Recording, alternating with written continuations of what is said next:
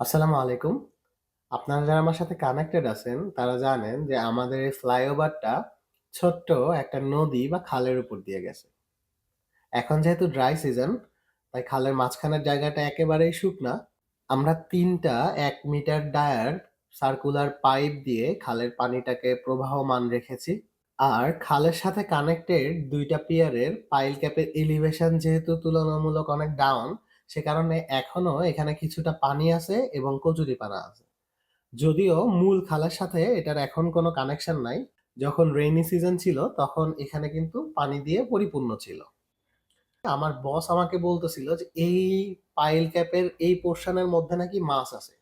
তো আমি উনাকে বারবার বলতেছি যে এখানে মাছ থাকার সম্ভাবনা নাই। এতটুকু পানিতে কি মাছ থাকে নাকি? উনি বলতেছে না, এখানে কই মাছ, শোল মাছ এগুলা থাকার সম্ভাবনা আছে। আপনি এটা সেচার ব্যবস্থা করেন।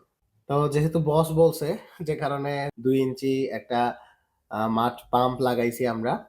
আচ্ছা, আপনারা বলেন এখানে যতটুকু পানি দেখা যাচ্ছে, এই পানিটা ২ ইঞ্চি এই মাড পাম্প দিয়ে ডিওয়াটারিং করার জন্য আমাদের কতটুকু সময় লাগছে?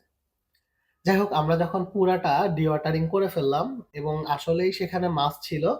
আমার বস যেরকম বলছিল যে কই মাছ, শোল মাছ বা টাকি মাছ থাকতে পারে। তো আসলেই এখানে এই কই মাছ বা টাকি মাছ, শোল মাছ ছিল। এই যে দেখেন একটা শোল মাছ ধরে ফেলছে।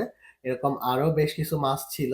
যে আমরা যখন সব মাছ ধরে ফেলছি তখন দেখেন এই যে মোটামুটি একটা ভালো পোর্শনের মাছ এখানে ছিল। এটা আমাদের ওয়ার্কাররা খুব মজা করে খাইছে।